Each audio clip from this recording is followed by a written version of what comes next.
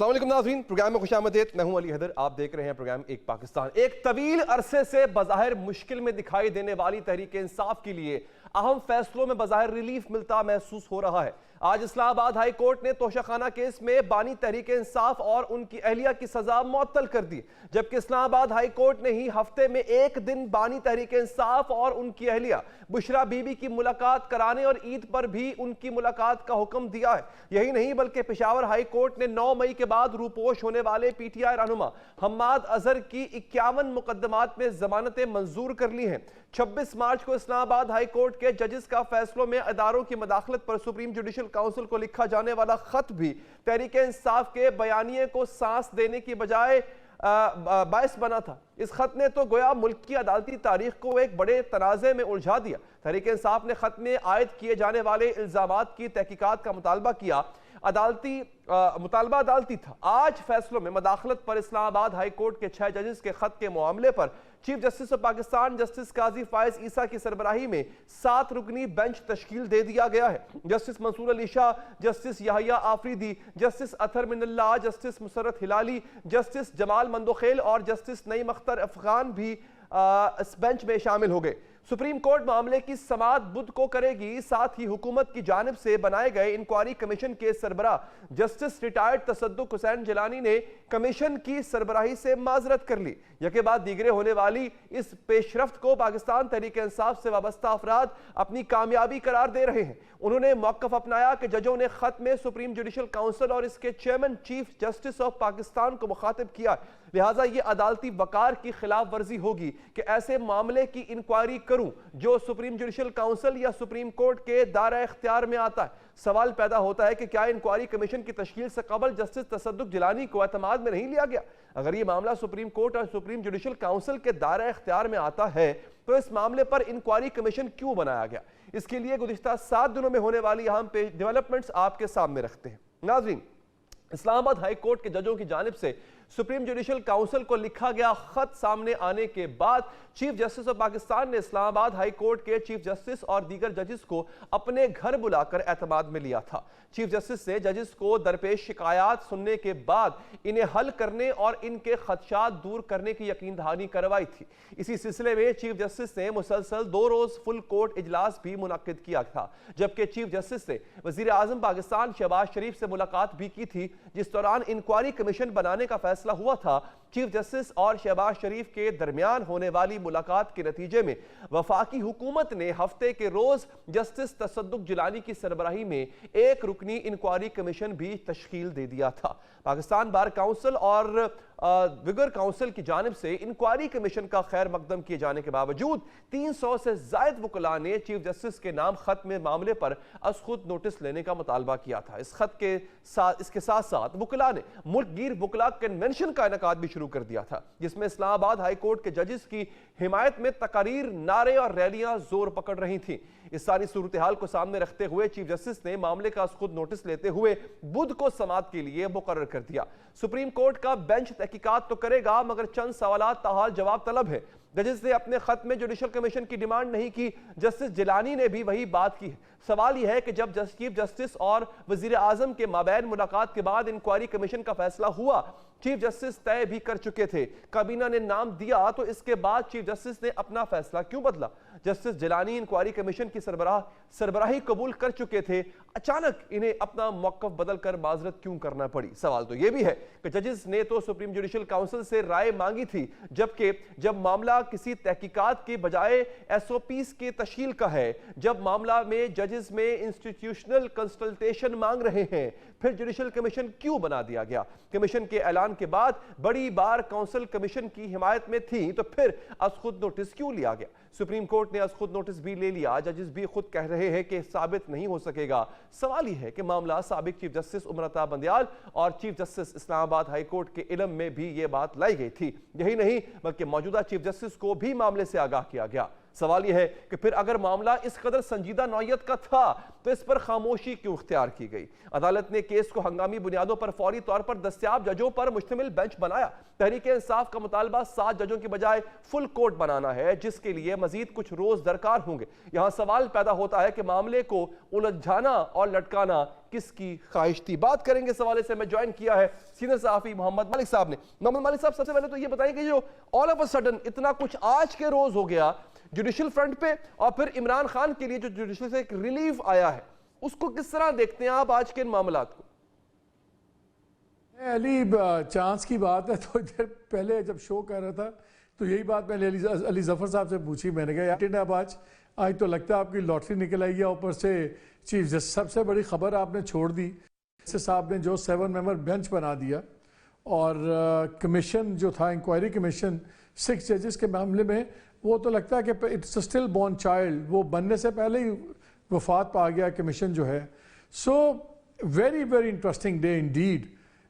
لیکن دیکھنا یہ ہے کہ جو سب سے بڑی خبر، آپ یہ دیکھیے کہ آج تمام خبروں میں اتنی امپورٹنٹ خبر ہے کل وہ الیکشن سینٹ کی. آپ کو بھی فکر نہیں ہے، مجھے بھی فکر نہیں ہے، میں نے بھی پروگرام میں ڈسکس نہیں کیا، تو آپ سوچیں گے کتنی آج ہائپر بول ہوا تھا. لیکن جتنے لوگوں سے میری زیادہ بات ہوئی ہے، میری اب ایکسائٹمنٹ بڑی کم ہو گئی علی، خاص طور پہ یہ 7 ممبر بینچ والی تمام چیز پہ. اب مجھے لگتا ہے کہ جو پہلے مٹی پاؤ کام ہو رہا تھا ایگزیکٹو کی طرف سے 1 ممبر کمیشن بنا کے، شاید کوئی ایسی چیز ہی ایک سپریم کورٹ کرے گی. بیکاز یہی چیف جسٹس صاحب پہلے مان گئے تھے پرائم منسٹر کے ساتھ، پہلے مانے، انہوں نے کمیشن کے اوپر ایگری کیا، انہوں نے آگے کمیشن اناؤنس کر دیا.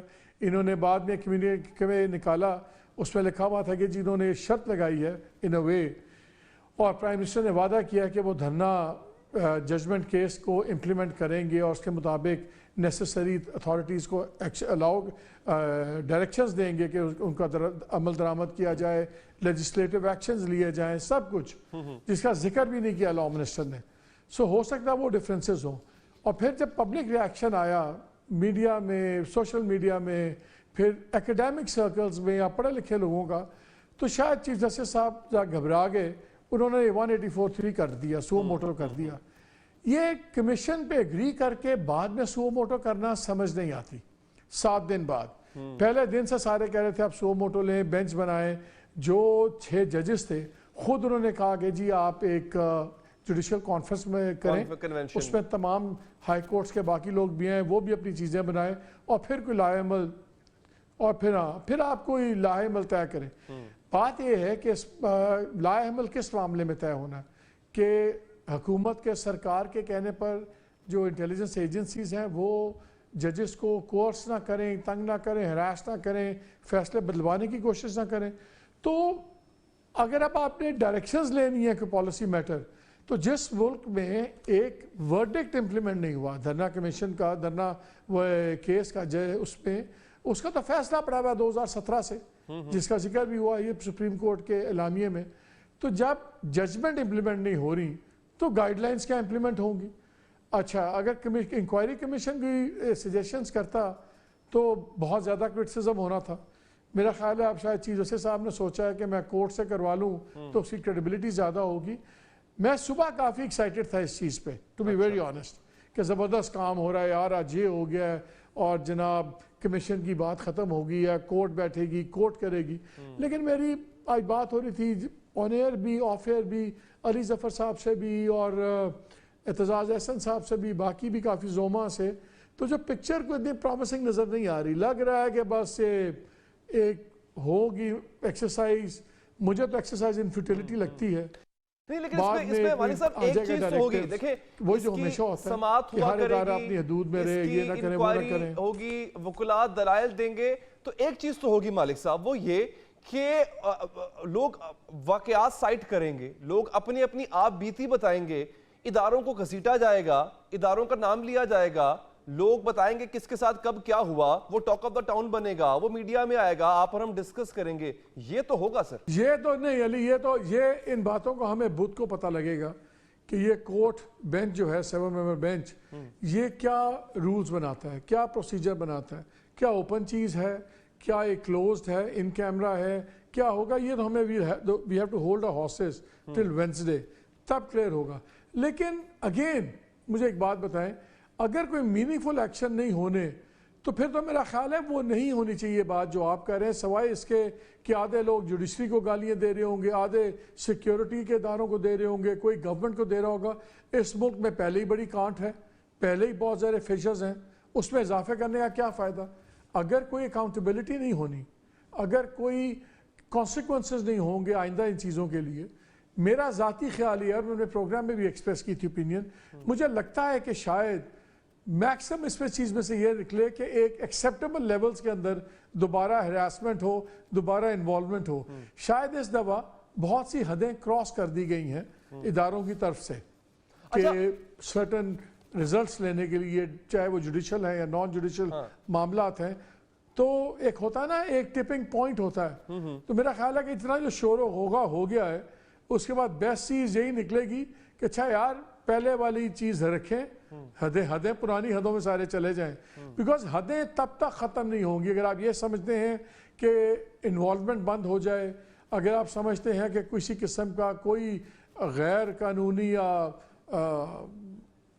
انٹرسٹ موٹیویٹڈ ایکشنز بند ہو جائیں، تو وہ تب ہی ہوں گے اگر اکاؤنٹیبلٹی ہوں گی اور سزائیں ہوں گی.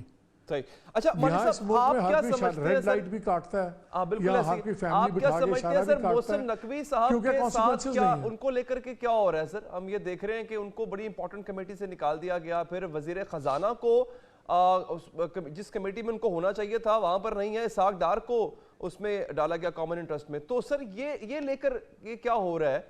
اور علی ناصر رضوی کو لے کر پنجاب گورنمنٹ میں اورنگزیب صاحب کی بات کر رہے ہیں. جی سر فنانس دیکھیں، یہاں اسلام آباد میں دوسرا کرائسس ہوا ہوا ہے. جو آئی جی کو لائے ہیں وہ ان کے خلاف جو 3 ڈی آئی جیز ہیں وہ رخصت پہ جانے کی باتیں کر رہے ہیں، اور انہوں نے صاف انکار کر دیا بیکاز وہ جونیئر ہیں، یہاں والے لوگ سینئر ہیں، اور ایک تو کافی زیادہ سینئر ہیں، 2 جو دوسرے ہیں وہ بھی ڈی آئی جیز ان سے 1-2 کورسز سینئر ہی ہیں. تو وہ ابھی چلے گا. جو سی وہ آپ نے بات کی نقوی پہلی اورنگزیب صاحب والی، دیکھیں ڈار صاحب اس کو اپنی ملکیت سمجھتے ہیں فنانس منسٹری کو، جب بھی پی ایم ایل حکومت بنے گی. میرا خیال ہے جتنا عرصہ اورنگزیب صاحب فنانس منسٹر ہیں، ان کو کانسٹنٹلی ہی has to look over his shoulder, constantly, because جس طرح مفتاح کو فیل کروایا گیا، جس طرح مفتاح کو بالآخر نکالا گیا، پورا وہی زور رہے گا ان پہ بھی. لیکن فرق صرف یہ ہے کہ ان کے فیملی تعلقات بھی ہیں بہت زیادہ شریف فیملی سے، اورنگزیب صاحب کے ان لاز کے. آپ کو پتہ ہے نا، یہ بیٹے ہیں فاروق چودھری صاحب کے جو اٹارنی جنرل ہوتے تھے، اور ان کے خلیل رمدے صاحب، جسٹس خلیل رمدے ان کے داماد ہیں، اور مصطفیٰ رمدے کے یہ بردر ان لا ہیں. مصطفیٰ رمدے نے خود بہت کام کیا ہوا ہے، اگین گڈ لائر، بہت زیادہ ان کے کام کیے ہوئے پی ایم ایل کے ساتھ ایسوسیشن ہے، فیملی لنکس اپ ہے. تو وہ تو ایک پروٹیکشن ان کو ایک حد تک ہے کہ جو ہو جائے گا. لیکن ایک چیز کو آئی تھنک میرا بھی پہلے ریاکشن آیا تھا، اس کو میں اوور بلو نہیں کرنا چاہیے، جو ان کو کاؤنسل آف کامن انٹرسٹ میں نہیں رکھا گیا. جب پی ڈی ایم کی گورنمنٹ میں وہ تھے وزیر خزانہ ڈار صاحب، تو وہ بھی اس وقت سی سی آئی کا ممبر نہیں تھے. اچھا. اور پھر جب یہ کیئر ٹیکر گورنمنٹ میں ان کو رکھا تھا فنانس منسٹر کو سی سی آئی میں، لیکن ان کو ہونا چاہیے تھا بیکاز یہ نئے ہیں، ان کو تو زیادہ ایکسپوجر چاہیے. جہاں نہیں سمجھ آتی، جہاں پہ ڈائریکٹ انٹرونشن ہے، وہ کیبنٹ کمیٹی آن پرائیویٹائزیشن پہ جو ان کو بٹھایا ہے ڈار صاحب کو، بالکل تک سمجھ نہیں آتا. وہ فنانس منسٹر کو ہونا چاہیے تھا، بیکاز ساری چیزیں پرائیویٹائزیشن از ویری امپورٹنٹ اس گورنمنٹ کی اکنامک پالیسی میں. اور اس کے اوپر سے فنانس منسٹر ان کو نہیں بنایا، وہ نہیں ڈالا، ان کو کمیٹی ملنی چاہیے تھی. اور سی سی آئی کا ایکسپوجر بڑا ہے. جب آپ نے بات کی، میں نے بات کی، سی سی آئی میں آگے، it is a very important forum. تو آئی تھنک وہ ہر جگہ ایک کوشش ہے سلائٹ کرنے کی اورنگزیب کو، اور یہ بینکر کہاں سے آ گیا یار، یہ کہاں سے آ گیا بیچ میں. سو آئی تھنک کہ اگر اورنگزیب صاحب نے دوسرا مفتاح اسماعیل نہیں بننا، تو ہی will have to really work very hard and keep his eye on the ball. بالکل ٹھیک. بہت بہت شکریہ آپ کا محمد مالک صاحب. سر آپ نے پروگرام کے لیے وقت نکالا. اچھا، اس کی لیگل امپلیکیشنز کیا ہے یہ پوچھیں گے. ہمارے ساتھ اس وقت موجود ہیں سینئر قانون دان جناب جہانگیر جدون صاحب. سر بہت شکریہ آپ کے قیمتی وقت کا. جدون صاحب یہ بتائیے گا کہ اب ججز مانگ رہے تھے ایک عدالتی کنونشن، نوٹس بھی لیا گیا ہے اس کا، जजेस खुद कह रहे हैं कि हमें नहीं पता कि इसको प्रूव कैसे करेंगे हम। तो मुझे ये बताएं कि जजेस तो खुद एसओपीज और टीओआरस मांग रहे थे, वो टीओआरस देने के लिए खुद नोटिस जरूरी था, और इसको साबित कैसे करना है, फिर वो कौन सा फॉरम करेगा? अदालती कन्वेंशन ये तय करेगा ये कैसे साबित हो सकता है, खुद नोटिस ये तय करेगा ये कैसे साबित हो सकता है, इसका वे फॉरवर्ड क्या है सर? बहुत शुक्रिया। देखें, वो कन्वेंशन तो सुप्रीम जुडिशल काउंसिल नहीं बुलाती। सुप्रीम जुडिशल काउंसिल को तो जज का मिसकंडक्ट जो है वो देखती है कि अगर मिसकंडक्ट इंक्वायरी करके साबित हो गया तो उसको फिर जो सज़ा होती है आर्टिकल 209 के तहत जी इसको डिसमिस कर दिया जाए नौकरी से, या उसके खिलाफ मिसकंडक्ट साबित नहीं होता तो उसको आगे चलाया जाता है। तो अब जो जुडिशल कन्वेंशन है तो कोई भी हाई कोर्ट बुला सकती है। बेसिकली जुडिशल कन्वेंशन का मतलब है कि जजों का कन्वेंशन, उसमें वकला तो शामिल नहीं है। तो कोई एक पेशावर हाई कोर्ट बुला ले, इस्लामाबाद हाई कोर्ट बुलाए, लाहौर हाई कोर्ट बुलाए, बलूचिस्तान, कोटा, जो भी 4-5 हाई कोर्ट हैं, तो वो कोई भी जजों का कन्वेंशन बुला के अपने मामला जो है वो डिस्कस करके एक प्लेटफॉर्म के जरिए वो एक आवाज़ उठा सकते हैं कि जी इस्लामाबाद के नहीं बल्कि बाकी हाई कोर्ट्स के अंदर भी कोई प्रॉब्लम है। तो सुप्रीम कोर्ट डायरेक्ट कन्वेंशन बुला सकता था, खुद नोटिस की जरूरत नहीं थी? नहीं, ये कन्वेंशन देखिए अलग चीज़ है, आज खुद नोटिस अलग चीज़ है। कन्वेंशन तो एक किस्म का आपकी गैदरिंग है ना, उसका जुडिशियल चीज़ों से कोई तल्लक नहीं है। अच्छा। वो तो एक पॉलिसी या आप एक इंफॉर्मेशन गैदर करना चाहते हैं कि जी आया और भी किसी जज को प्रॉब्लम है इस तरह के, या और भी कोई एग्जेक्टिव से या किसी एजेंसी से उसको इंटरफेरेंस है, वो तो एक बातचीत के लिए कन्वेंशन का ये मतलब था, उन्होंने बुलाया। अब ये देखें ना 184(3) की जो इन्होंने प्रोसीडिंग ली है, इसमें बेसिकली ये है कि देखें एक्सेस टू जस्टिस जो है वो फंडामेंटल राइट है। 184(3) की जुरिसडिक्शन का मतलब होता है कि पब्लिक एट लार्ज और फंडामेंटल राइट आपके इफेक्ट हो। अब इसमें मामला जजों का नहीं है, मामला तो public at large access to justice है। अगर जजों को कोई दबाव है, वो फैसले सही नहीं कर सकते कानून और आइन के मुताबिक, तो it is really problem for judiciary. तो फिर आप अगर जुडिशरी को प्रॉब्लम है, रूल ऑफ लॉ नहीं होगा, आप इंसाफ के लिए जाते हैं, आप तो को नहीं कर सकते कि जी मेरा केस जो है वो किसी दबाव का शिकार है। कोई भी पार्टी, चाहे वो कोई सियासी पार्टी है, चाहे वो कोई बिजनेसमैन है, या कोई भी किसी जमात से तल्लुक रखता है, तो जब उसका एतमाद एक अदालत से ख़त्म हो जाए, तो आपने देखा है पहले हमारा इंडेक्स जो है वो कहाँ पे पड़ा हुआ है, जो रूल ऑफ लॉ का इंडेक्स है हमारी जुडिशरी की वजह से। तो अगर ये बात सामने आ गई तो वो इस जुडिशियल जो अपना इंडेक्स है उसको और स्ट्रेंथन कर रही है कि हमारी जुडिशरी वीक हो रही है। तो उसके लिए अब पहले तो वो नहीं ले रहे थे, लेकिन अगर अभी ले लिया है तो अच्छी बात है, खुशाइंद बात है। और इस पे मतलब है क्रिटिसिज्म के बजाय इसको सपोर्ट करना चाहिए कि ये 184(3) की जो कार्रवाई है वो कोर्ट करेगी तो वो सुनेगी सबको एज ए जो पब्लिक इंटरेस्ट मैटर है और फंडामेंटल राइट का इशू है पब्लिक का, ये जजों का भी है एज ए जुडिशरी पे देखें। Independence of judiciary supreme court की बेशुमार जजमेंट है कि इंडिपेंडेंस ऑफ जुडिशरी जो है वो 184(3) के जुमरे में आता है, और वो पब्लिक एट लार्ज जो है फंडामेंटल इश्यूज है। ठीक है, बहुत बहुत शुक्रिया जंगी जदून साहब सर, आपने हमारे प्रोग्राम के लिए वक्त निकाला। तहरीक इंसाफ को भी रिलीफ मिला है और पैदर पे रिलीफ मिला है आज। इस पर तहरीक इंसाफ का मौकफ क्या है, हमारे साथ मौजूद होंगी तहरीक इंसाफ के रहनुमा मोहतरमा जरताज गुल साहिबा इस वक्फे के बाद।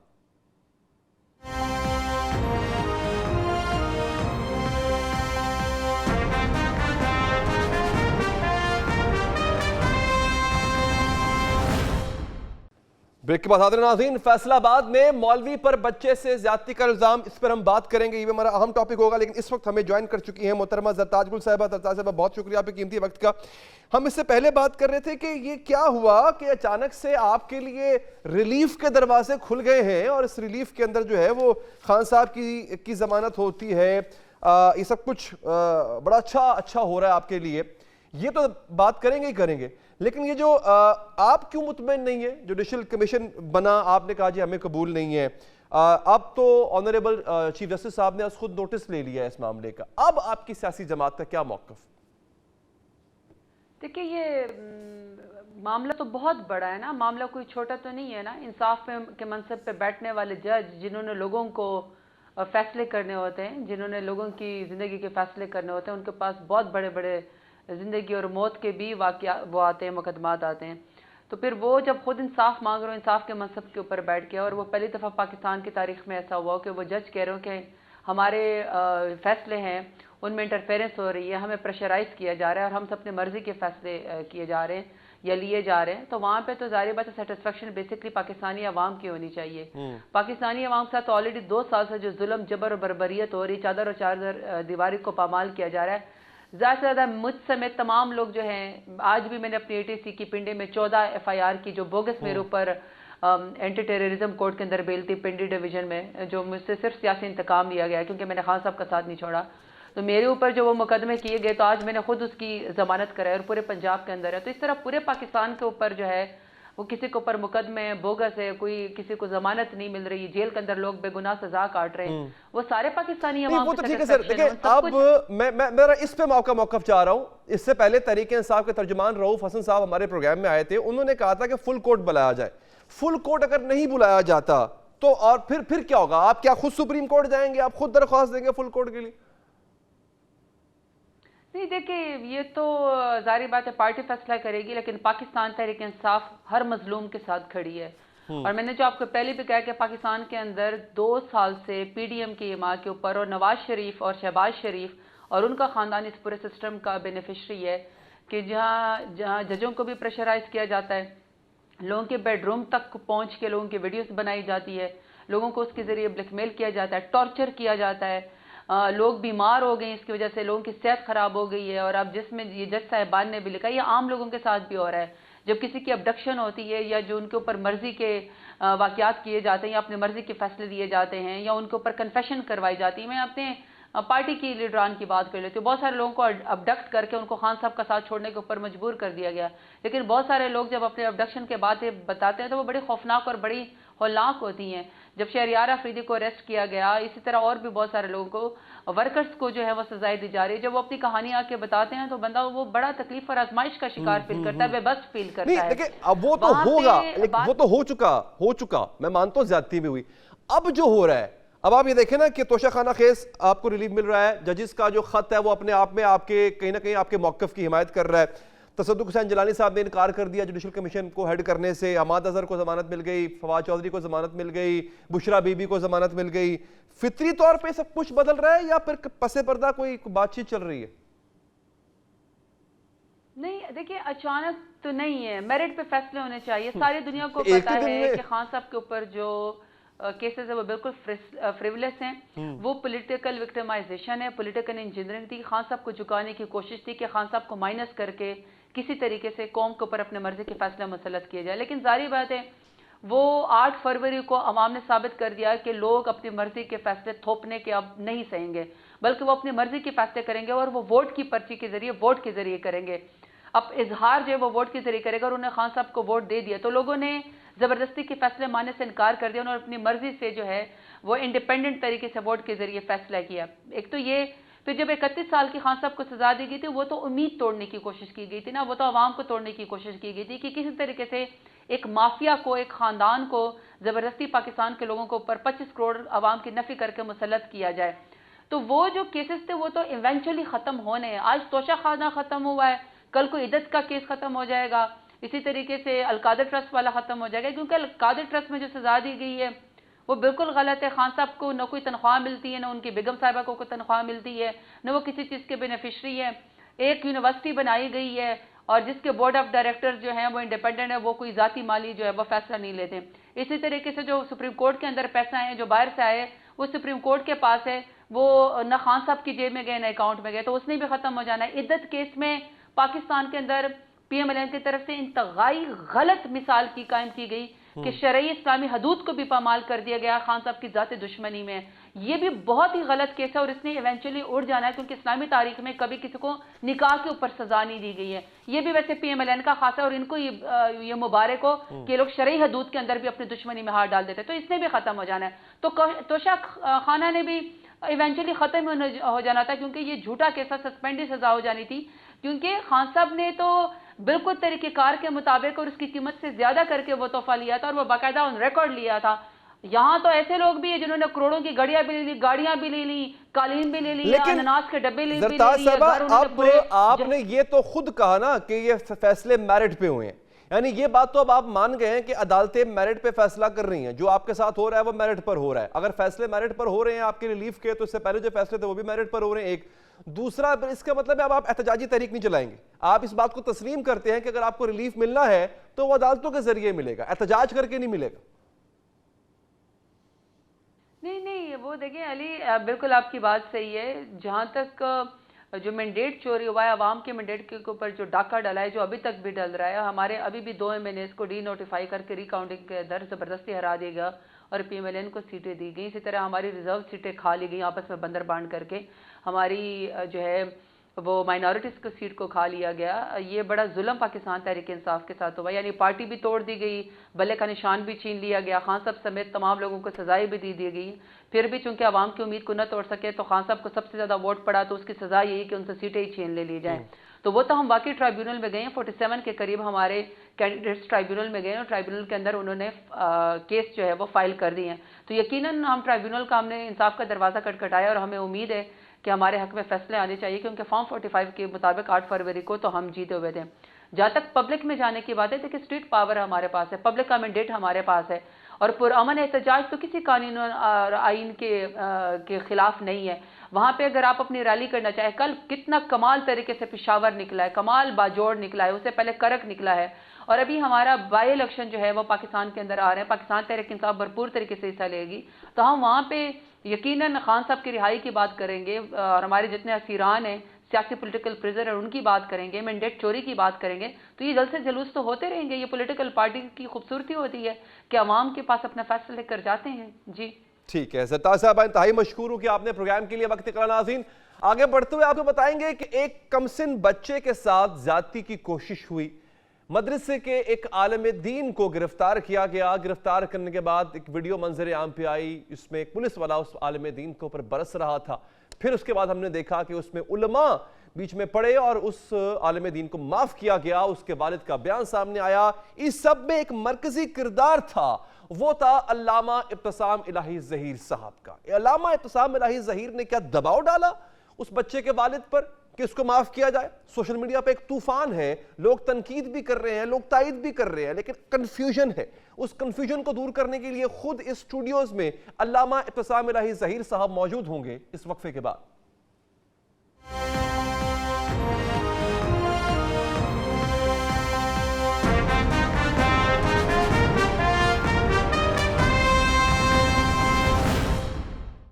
بریک کے بعد حاضر ناظرین، فیصل آباد میں مولوی پر بچے سے زیادتی کا الزام لگنا، علماء کا مداخلت کرنا اور پھر الزام کا واپس لے لیا جانا، یہ سب بہت سے سوالات کو جنم دے رہا ہے.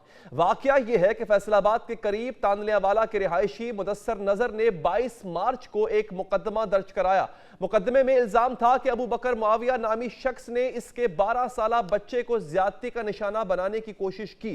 بچے کے والد کا موقف تھا کہ جب وہ اپنے بچے کو ڈھونڈتے ہوئے ایک گھر میں پہنچے تو ابو بکر معاویہ بچے سے زیادتی کی کوشش کر رہا تھا. تاہم مدعی کے پہنچنے پر وہ اسلحہ لہراتے ہوئے موقع سے فرار ہو گیا.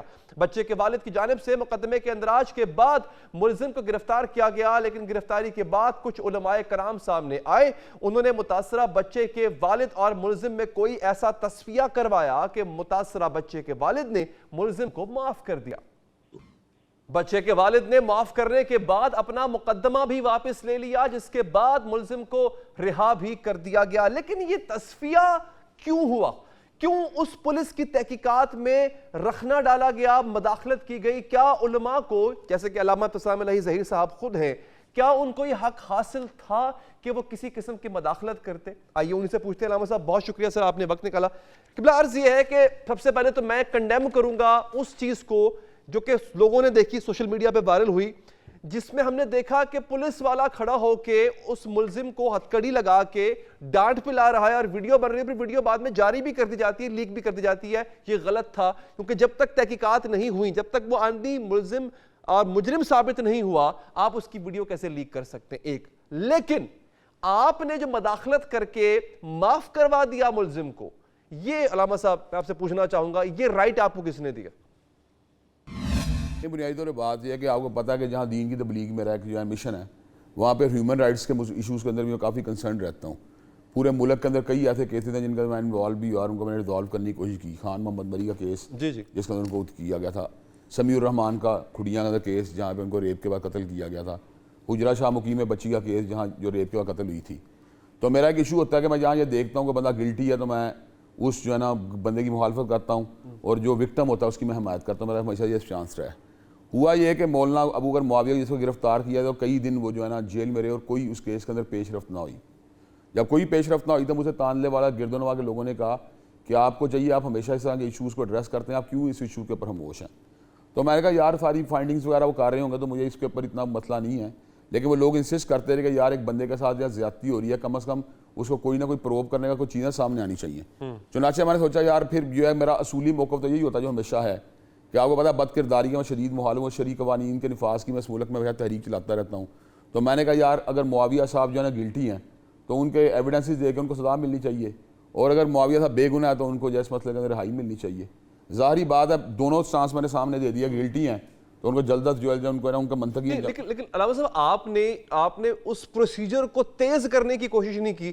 آپ نے مظلوم جو بھی وکٹم تھا اکیوز, آپ مظلوم کے پاس گئے, آپ نے اس کے باپ کو کہا کہ یہ تو بات کی باتیں, یہ تو بات کی باتیں میں بتا رہا ہوں. تو معاف کیوں کروایا؟ میں ساری بات بتا رہا ہوں کہ میں نے اس مسئلے کے اندر یہ آواز اٹھائی کہ اگر معاویہ صاحب اس مسئلے کے اندر گلٹی ہیں سزا دی جائے, اگر بے گناہ چھوڑا جائے, کم از کم حبس بے جا میں ان کو نہیں رہنا چاہیے, یعنی کہ ایویڈنس ہی سامنے آنی چاہیے. اب 3 4 5 دن ہو گئے, اگر پولیس کی کسٹڈی کے اندر موجود ہے تو کچھ نہ کچھ تو اس کو نہ کرنا چاہیے. جب میں نے دیکھا کہ اس کے رزلٹ کوئی نہیں نکل رہا تو پھر میں یہ وہاں پہ میں نے کہا یار لوگ جتنی باتیں کہہ رہے ہیں کچھ مجھے بھی تحقیق کر لینی چاہیے. تو میں نے ٹیلی فون کو گھمایا, میں نے مختلف لوگوں سے پوچھا, میں کہا یار آپ کیا اس کیس کے بارے میں آپ کیا پوچھتے ہیں؟ تو ہر بندے کا ایک یونینیمسلی جواب تھا کہ معاویہ صاحب. یہ فون کس کو کیا آپ نے؟ مختلف جو داندلے والا میں لوگ رہتے تھے. اچھا ٹھیک, کنسرن لوگ. لیکن دیکھیں اگین یہاں پہ جوری آپ بن گئے نا, یہ فیصلہ آپ نے کیا کہ تحقیقات آگے نہیں بڑھ رہی تو اس کو کسی اور طرح سے مدد. نہیں یہ کس طرح کی بات کر رہے ہیں؟ جب آپ مجھ سے گفتگو کر رہے ہیں تو جوری بن گئے. نہیں آپ نے ابھی فرمایا نا سر کہ آپ کو جب لگا کہ تحقیقات آگے نہیں بڑھ رہی ہیں تو ایک بندہ حبس بھیجا میں جو ہے وہ ختم کیا جائے. ایک بندہ حبس بھیجا میں ہے, کچھ بھی کمنٹ نہیں آ رہا. طریقہ صاحب کے لوگ نہیں کہتے عمران خان کو ریلیز کیا جائے. نہیں تو اس کا پھر یہ مقصد تھا کہ اس کو معاف کروا دیا جائے؟ نہیں کوئی مقصد ہی نہیں تھا. یہ مقصد یہ گلٹیوں کو پھانسی لگوایا جائے. یہ بھی بتاؤں آپ کو پہلی بات, پہلا مقصد یہ تھا کہ اگر مولانا گلٹیوں کو سزائے موت دلوانے کا مطالبہ کیا جائے. اصل مقصد یہ تھا کہ کم از کم اس کے اندر جو ہے جو ابہام پایا جائے اس کو تو. اچھا آپ کو علامہ صاحب آپ کو پتہ کب چلا کہ وہ گلٹی نہیں ہیں اور پھر آپ نے کہا کہ ٹھیک ہے ان کو جو ہے وہ؟ بات بتا رہا ہوں, بات یہ میری اپنا ایک فائنڈنگ کا طریقہ کار تھا. میں نے مختلف کا ٹیلی فون کیے, میں نے وہاں پہ جو مسجد کا امام تھا جس میں سے انہوں نے نماز ادا کی, میں نے اس کو بھی فون کیا. جہاں پہ وہ جس گھر کے اندر بیٹھے ہوتے میں نے اس کی عورت کو بھی فون کیا. میں نے وہاں سے ان سے نمبر لیے. جب مجھے ہر جگہ سے ہر بندوں نے یہ کہا کہ مولانا جو ہے نا وہ اس موقع پہ وہاں خواتین بھی موجود تھی اور مولانا کسی بھی اعتبار سے گلٹی ثابت نہیں ہو رہے. تو میں نے کہا یار پھر سب سے بڑی بات جو بندہ الزام لگا رہا ہے اس کا بھی تو حق بنتا ہے, اس سے پوچھا جائے. اگین یہاں پہ اب جو میں آپ کے سامنے اپنے نہیں میں لوگوں کے سوالات بھی رکھ رہا ہوں کہ علامہ صاحب آپ کے پاس کوئی تحقیقاتی اتھارٹی نہیں ہے, آپ کے پاس کوئی. میں صحافی میں تجزیہ نگار ہوں, میں انالیسٹ ہوں, اس میں کون سی صحافی تو میں بھی ہوں, لیکن میں لوگوں کو چھڑواتا پھر تو نہیں پھر رہا. میں نے کس کو چھڑوایا؟ چھڑوا تو نہیں سکتا. میں نے کس کو چھڑوایا؟ آپ یہ بات آپ سے یہ بات ثابت کریں کہ میں نے کسی پولیس کو فون بھی کیا. آپ یہ بات ثابت مجسٹریٹ کو فون بھی کیا. نہیں آپ نے اتھارٹیز کو فون نہیں کیا, لیکن جو بچے کا باپ تھا اس کو آپ نے راضی کر لیا کہ کس طرح راضی کیا میں نے؟ یہ کس نے کہا؟ وہ خود کہہ رہے ہیں. آپ ذرا سنیں, علماء کی عزت کی خاطر میں آپ پہلے بات تو سنیں اس بارے میں. میں نے اس کو پوچھا, میں کہا جی آپ کیا کہتے ہیں؟ آپ مجھے بتائیں معاشرے میں کوئی ظلم ہو ڈومیسٹک لیول کے اوپر ہوا یا کلیکٹیو لیول کے اوپر ہوا, میں اس کے بارے میں سوال ہی کس سے کر سکتا؟ میں پوچھ نہیں سکتا. اس میں کون سی ایسی بات ہے؟ کیا میرا جو فیصلہ نافذ ہوگا؟ آپ کے کہنے پہ معاف نہیں کیا. اب ذرا سنیں, آپ جو آپ پتہ دیکھیں اینڈ پہ بہت جلدی پہنچ رہے ہیں. آپ اینڈ پہ کیوں پہنچ رہے ہیں؟ آپ اینڈ کیوں پہنچتے ہیں؟ میں نے ٹیلی فون پہ بات کی, انہوں نے کہا میں حافظ صاحب آپ کے ساتھ یہ بات ٹیلی فون پہ نہیں کر سکتا. اچھا آپ تانلے والا تشریف لائیں. اچھا مجھے مولانا ابو معاویہ نے نہیں بلایا, مجھے بچے کے باپ نے بلایا جس کے کھانے میں تانلے والا گیا ہوں. سب سے پہلے یہ بات سمجھنے کی ضرورت ہے. اچھا نہ میں نے جا کے مولانا ابو معاویہ سے وہاں جا کے ملاقات کی تھی جیل کے اندر. اگر میں جیل میں ملاقات کی ہو تو یہ ایویڈنس آپ کے لیے تلاش کرنا کچھ مشکل نہیں کہ مجھے بلانے والا بندہ کون تھا. بچے کا والد. بچے کا والد کو میں نے کہا یہ کہاں ملیں گے آپ مجھ سے؟ وہ کہا کہ مقصود بٹ صاحب ہے, امن کمیٹی کے ایک بندے ہیں, ذمہ دار ہیں, میں ان کو جانتا بھی نہیں مقصود بٹ صاحب کو, نہ ہی میں بچے کے باپ کو اس سے قبل جانتا تھا. اچھا مجھے مجھے کوئی بچے کے والد کا تھا میرا نہ کوئی. ظاہری بات ہے میں پاکستان میں لاکھوں کروڑوں لوگ رہتے ہیں, میں ہر بندے کو تھوڑی جانتا ہوں. میں نے جس کو کہا اس نے کہا آپ تانلے والا تشریف لائیں, میں آپ سے ملاقات کرنا چاہتا ہوں. میں تانلے والا چلا گیا. تانلے والا چلا گیا, جس جگہ میں پہنچا وہاں پہ کوئی اکیلا بندہ بچے کا والد موجود نہیں تھا. بچے کے والد نے وہاں پہ شہید داؤد بٹ صاحب جو کہ پی ٹی آئی کے ٹکٹ کے اوپر وہاں سے ایم پی کا الیکشن لڑے ہیں وہ بھی موجود تھے. اچھا اس کے بعد امن کمیٹی کے ذمہ داران بھی وہاں موجود تھے, لوکل کئی علماء بھی وہاں موجود تھے, تو میں اکیلا نہیں تھا وہاں پہ. اچھا آپ ذرا سنیں بات. تانلہ والے کالج کے پرنسپل پروفیسر عتیق امجد صاحب بھی وہاں موجود تھے, یعنی بڑے بڑے ذمہ دار لوگ جو وہاں موجود تھے. میں سارا ان کے اندر میں چلا گیا. میں نے کہا جی میں تو یہاں پہ ایک مطالبہ کرنے کے لیے آیا ہوں. مطالبہ یہ ہے کہ جنسی زیادتی ہوئی ہے تو मौलवी साहब को जो है ना करारे वाकई सजा मिलनी चाहिए। कोशिश हुई है जिनसी ज्यादती की, ज्यादती कोशिश या जो उनके वालिद का इल्जाम है कोशिश हुई। मैंने कहा कोशिश हुई है या की गई है, मेरा दोनों सूरतें थी, की गई है या खराज सीयर का उनको करारे वाकई सजा दी जाए, मैं ये बात करने के लिए आया हूँ। और दूसरी बात, अगर इस तरह की बात नहीं तो मैं ये मुतालबा करने के लिए फिर मोहल्ला को रिहा कर दिया जाए। अब मैं कोई जूरी हूँ, ये मेरा मुतालबा करना, डिमांड करना पब्लिक का हक है, उसका मैं जूरी कहाँ से हो गया? अच्छा, इसको इस तरह लेते थे कि इसका वालिद जो है अपनी उस वीडियो बयान में कह रहा है कि जी मैंने माफ किया। अब जरा सुनिए बात, इसका मतलब है कि वो ये तो समझता है कि ये गलती है, नहीं गिल्टी नहीं समझ, यही बात है, यही इसको वादे करना था, वो गिल्टी नहीं समझता मोहल्ला। अब ये बात क्लियर करनी चाहिए। मैं कहा जी आप ये बताएं बुनियादी तौर के ऊपर जो सारा का सारा मामला क्या है। मैंने वहाँ पे बंदों से पूछा, उससे भट्ट साहब से पूछा, दाऊद शहीद भट्ट साहब से पूछा, जितने लोग वहाँ मौजूद थे, उन्होंने कहा जी इनका कंसर्न यहाँ से शुरू हुआ है कि ये बच्चे के पैर दबा रहा था, जो कि एक गलत अमल था मेरी नज़रों के अंदर। अच्छा, मैं गलत अमल कहता हूँ कि ठीक है, क्यों एक बच्चा किसी के पैर दबाए वालिद की मर्जी के खिलाफ। ये बात जो थी उनके दरमियान तनाज़े का सबब बनी। ये बात जब तनाज़े का सबब बनी तो उसके ऊपर जब बात बढ़ती गाली गलोच तक जब पहुंची, अच्छा, तो उसके नतीजे में मोहल्ला के ऊपर यानी फिर ये इल्ज़ाम भी लगा। तो मैं कहा यार अगर आप ये बात कहते हैं कि मोहल्ला जो है उन्होंने बदकारी कोई करने की कोशिश नहीं की या वो बदकारी के अटेम्प्ट के अंदर मुलव्वस नहीं है, और ये असल इशू जो तनाज़े का आपका है वो पैर दबाने का है, तो मैं समझता हूँ इस इशू आपको रिजॉल्व कर देना चाहिए। बिल्कुल ठीक है, बिल्कुल ठीक है। लेकिन सर सवाल पता है क्या, देखें अब टेबल को घुमा देते हैं, घुमाते हैं। अब उसके वालिद को फिर पकड़े ना कि तुमने इतना घटिया इल्जाम लगा दिया, तुमने इतना बुरा इल्जाम लगा दिया। अब मेरी बात सुने, असूली तौर के ऊपर अगर तो आप चाहते हैं मैरिट के ऊपर आए, तो मैं जब समाज समझता हूँ कि दोनों में से एक बंदे को फंसना चाहिए। हाँ मतलब ठीक है, मेरी बात समझ, मैं कहता हूँ उस पुलिस वाले ने जिससे बनाई वीडियो, अच्छा मेरी बात सुने, मैरिट के ऊपर अगर आए फंसना चाहिए। लेकिन अगर आप इस बात को रिजॉल्व करने के ऊपर आते हैं कि यार एक बंदा कहता है मैंने जिनसी इल्जाम जो नहीं लगाया लेकिन मेरा गुस्सा इसके ऊपर इस बात है मेरे बेटे पैर को दबा रहा, तो उसकी जो फीलिंग हर्ट हुई थी, आप मुझे बताएं अगर मैंने उसको रिजॉल्व कराने के लिए एक रिकमेंडेशन दे दी, मेरी कोई रिकमेंडेशन, उनके कोई प्रेशर तो नहीं था कि वो कोई मेरे साथ अकेला था, चले वो आपके एहतराम में उन्होंने किया, वो खुद भी कह रहे हैं मैंने इज्जत एहतराम में किया, किस बात के आप माफ कर दी? नहीं अगेन अब सवाल सर यहाँ पे ये होता है कि अब हम ना उनको छोड़ देते हैं, अपनी मिसालें ले लेते हैं। मैं कहूँ कि मेरे किसी अजीज के साथ हुआ, या खुदा ना खासा आप इल्जाम लगाएंगे जी मेरे किसी अजीज के साथ ऐसा कुछ हुआ और किसी ने मुझ पे आके मुझे कहा कि भाई मेरी इज्जत की खातिर इसको तुम माफ, अगर ये बात हो ना, क्या आप बगैर तहकीकात के आप माफ करेंगे? मैं कहता हूँ अगर ये जिम्मेदारी मैं अपने पर लेने लगा, मैं अपने, अगर मैंने ये बात की है तो मैं मुजरम हूँ। कैसी बात? आपने माफ करने का मुतालबा किया ही नहीं। मैंने मुतालबा किया किस चीज को? बदकारी को माफ करने का मुतालबा नहीं किया, बदकारी की कोशिश का इल्जाम, बदकारी की कोशिश का मैंने मुतालबा किया है, यह भी गलत बात है। मैंने ये बात किया कि पैर दबाने पे आपके फीलिंग इंजर्ड हुई है तो उसको माफ कर दें, इतनी बात है। तो वो लेकिन वो आदमी आके ये बयान तो दे रहा है कि मैंने माफ किया, वो ये क्यों नहीं बता रहा कि जनाब ज्यादती का मुकदमा तो था ही नहीं, तो पैर दबाने का मतलब सुने बात और माने के मैं झूठा इल्जाम लगा रहा। अच्छा बात सुने मेरी बात, जब ये बात उनके दरमियान तलही तक पहुंची तो तू मैं जब हो गई, आप मुझे बताएं उनके दरमियान सुलह करवाने के लिए ये बात कह दी है यार आप बदकारी का इल्जाम वापस ले रहे हैं, आप इसे भी माफ कर दें जो आप इंजर हुए हैं इसके पैर दबाने से, ये कितना ये मुतालबा गलत है? नहीं ये मुतालबा आपका ठीक है, बट आप इसमें ये वो बात कहाँ गई मैं कह रहा बदकारी माफ कर दें या बदकारी की अटेम्प्ट को माफ कर दें, ये बात कहाँ से आ गई? मैं अब आपकी बात ठीक है, मैं यहाँ तक मान गया। मैं ये कह रहा हूँ कि वो जो साहब बाद में बच्चे के जो वालिद साहब हैं वो कह रहे हैं मौलाना को कि मैं मौलाना को माफ कर रहा हूँ, तो ये फिर बताएं ना कि किस बात पे माफ कर रहे हैं? फिर बात मेरी बात, उन्होंने आपका मजिस्ट्रेट के पास गए, मैं उनके साथ था नहीं थे, आप नहीं थे? मजिस्ट्रेट को जाके कहा मुझे गलतफहमी हुई है, ऐसा कोई इशू नहीं था इसलिए अपना केस वापस ले रहा हूं। बताइए इसमें मेरा क्या? वो ये कह रहे हैं मैंने उलमा की इज्जत की खातिर माफ। मैं आपको अपना दिखाता हूं, उनका बयान मेरे पास मौजूद है, कैसी बात आप कर रहे हैं? उलमा की इज्जत उनका वायरल है बयान, हम सब ने देखा है। कौन सा बयान वायरल है? ये इनके वाले साहब, मैं वो बयान कह रहा हूं जो मजिस्ट्रेट की अदालत में जाके जमा कराया। बयान हल्फियों से कहा कि मैं ये गलतफहमी हुई है तो मैंने उसके ऊपर केस वापस ले लिया। हमारा तो कहां से कंसर्न आ गया? मेरी रिकमेंडेशन ये है कि यार आपने बंदे बदकारी का इल्जाम लगाया जबकि इल्जाम था ही नहीं, उसके ऊपर मैंने कहा यार छोड़ो यार इस बात को रिजॉल्व कर दो, इसमें कौन सी मैंने इतनी बड़ी जुर्म की बात कर दी है बताएं? तो फिर टीवी पे आके ऐसा बयान क्यों दे रहा है कौन? मैं माफ कर रहा हूं। अगर जो बयान हल्फी जो जमा कराया वो कुछ और है, अच्छा टेलीविजन पे आके और बयान दे रहा है। बता आपका क्या हाल है? पुलिस वहां पे सोई हुई है? अभी तक सोई हुई है? तभी कोई सोई नहीं, तभी तो कोई सोई नहीं हुई। पुलिस ने उसे आपका क्या हाल है इंटरोगेट नहीं किया होगा? आपका क्या हाल है? मैं वहां आईजी लगा पंजाब का या मैं यहाँ पे कोई जज लगे हाई कोर्ट का जो। अच्छा चले ये मुझे बताएं, आप ये फिर ऐलान करते हैं अगर किसी और का भी ऐसा मसला हो वो आपके पास आ जाए, आप हल करा देंगे? अब मैं सुने बात, पूरे मुल्क में अल्लाह के पता अभी भी लोग राब्ता करते हैं, जो रेप विक्टिम्स मर्डर के केस में लोग से मुझे अभी भी राब्ता करते हैं, उनके हक में आवाज उठाता हूँ, इसमें कौन सी ऐसी बात है?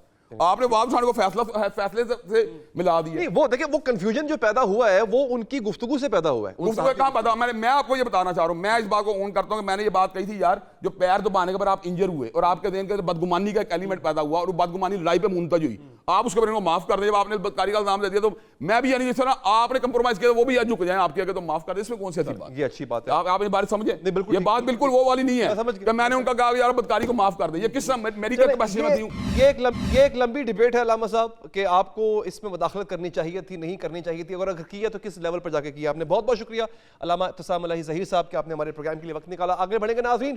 شہر قائد کا کنٹرول اسٹریٹ کرمنلز کے ہاتھ میں آ گیا ہے اور کراچی پولیس بے بسی کی تصویر بن گئی ہے.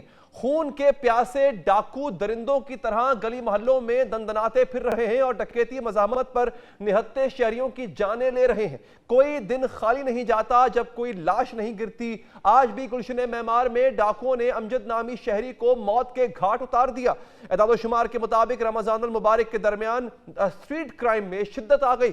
ماہ مقدس کے پہلے 15 دنوں میں اسٹریٹ کرائم کی مجموعی طور پر 3300 وارداتیں رپورٹ ہوئیں, جبکہ اب تک 15 شہری جان سے گئے. سندھ کے نئے آئی جی غلام نبی میمن نے بھی اعتراف کیا ہے کہ کراچی میں ڈکیتی مزاحمت کے دوران قتل کی وارداتوں میں اضافہ ہوا. پولیس کے اعداد و شمار کے مطابق اس سال کے پہلے 3 مہینوں میں اسٹریٹ کرائم کے دوران 49 شہری جاں بحق جبکہ 650 کے قریب زخمی ہوئے. جرائم کی بڑھتی شرح کے پیش نظر آئی جی غلام نبی میمن نے پولیس افسران کو انعامات کی پیشکش بھی کر ڈالی ہے. انہوں نے اعلان کیا کہ تفتیش میں کارکردگی اور ملزموں کو سزاؤں کی شرح سے آئی اوز کو 1 تنخواہ بطور انعام دی جائے گی. انہوں نے کہا کہ تفتیشی افسروں کی کارکردگی رپورٹ ایس ایس پیز اور اے آئی جی آپریشن سندھ کو ارسال کی جائے گی, جبکہ عمدہ کارکردگی کے حامل افسران کو ایس آئی او کی پوزیشن دی جائے گی. آئی جی کے برعکس وزیر داخلہ سندھ ضیاء النجار نے کراچی میں 3 ماہ میں اسٹریٹ کرائم کے دوران 49 شہریوں کی ہلاکت کو نظر انداز کر دیا. انہوں نے میڈیا کو جرائم اچھالنے کا ذمہ دار قرار دیا اور شہریوں کے قتل پر مذاق خیز منطق پیش کی. انہوں نے ڈکیتی مزاحمت پر قتل کو کاروبار زندگی اور قرار دیا اور بین السطور پیغام دیا کہ زندگی کے دیگر معاملات کی طرح جرائم بھی ایک حقیقت. کراچی والے جرائم کو ویسے ہی قبول کر لیں جیسے دوسرے معاملات کی اونچ نیچ کو قبول کرتے ہیں. ناظرین, کچے سے کراچی اور کراچی سے آگے اب ڈاکوؤں کی مجرمانہ سرگرمیاں شاہراہوں تک پھیل گئیں. Karachi chamber of commerce and industries کے قائم مقام الطاف غفار نے انکشاف کیا ہے کہ ڈاکو سپر ہائی وے, نیشنل ہائی وے اور انڈس ہائی وے پر مقررہ جگہوں پر لوٹ مار کرتے ہیں. انہوں نے بتایا کہ سندھ کی تمام شاہراہوں پر ڈاکو راج ہے اور غروب آفتاب کے بعد وہاں سے گزرنا تقریباً ناممکن. انہوں نے وزیر اعلیٰ اور آئی جی سندھ سے ڈاکوؤں کے خلاف آپریشن شروع کرنے کا مطالبہ بھی کیا. کچے کے علاقے کی بھی ایک دن کی جرائم کہانی یہ ہے کہ کنڈو یار میں پولیس افسر کو قتل کر دیا گیا. گھوٹکی اور ٹھل میں 2 پولیس اہلکاروں کو موت کے گھاٹ اتار دیا گیا, جبکہ شکارپور میں راکٹ حملے میں 2 اہلکار زخمی ہو گئے. وزیر اعلیٰ سندھ مراد علی شاہ نے بھی تسلیم کیا کہ کشمور, گھوٹکی, جیکب آباد اور سکھر میں بدامنی ہے, لیکن انہوں نے کراچی سے اندرون سندھ ڈاکو راج کی وجوہات بتانے کی بجائے سوال کر ڈالا کہ سمجھ نہیں آ رہا ڈاکوؤں کے پاس ملٹری طرز کا اسلحہ کیسے پہنچ رہا ہے. ہمیں صرف چاہیے ہوتی ہے پرملٹری گریڈ ویپن کی, جو پتہ نہیں کیسے ڈاکوؤں کے پاس پہنچ گیا. یہ بارڈر میرے ہاتھ میں نہیں ہے کہ ادھر تک پہنچا ہے. ضرور ہمیں اپنی پولیس کو پراپر اکوپ کرنا ہوگا کہ ان ڈاکوؤں سے مقابلہ کر سکے. کراچی سے کچے سے کراچی تک شہری گاجر مولی کی طرح کٹ رہے ہیں. شہریوں کو ڈاکوؤں کی شکلیں, راستے سب پتہ ہیں. انہیں پتہ تو صرف اور صرف چوتھی مرتبہ کی پیپلز پارٹی کی سندھ سرکار اور تیسری مرتبہ کے وزیر اعلیٰ کو نہیں پتہ. وزیر اعلیٰ سندھ جواب دینے کی بجائے سوال اٹھا رہے ہیں کہ ڈاکوؤں کے پاس ملٹری طرز کا اسلحہ کیسے پہنچ رہا ہے. وزیر داخلہ سندھ ڈکیتی مزاحمت پر قتل کے المناک وارداتوں کو بے نقاب کرنے کی بجائے فرماتے ہیں کہ جہاں کاروبار چلتا ہے وہاں جرائم بھی ہوتے ہیں. کیا یہ شہریوں کے زخموں پر نمک پاشی نہیں؟ تم ہی کہو کہ یہ انداز حکومت کیا؟ اس کے ساتھ ہی ناظرین پروگرام کا وقت یہاں پر ختم ہوا چاہتا ہے. مجھے دیجیے اجازت. اللہ نگہبان.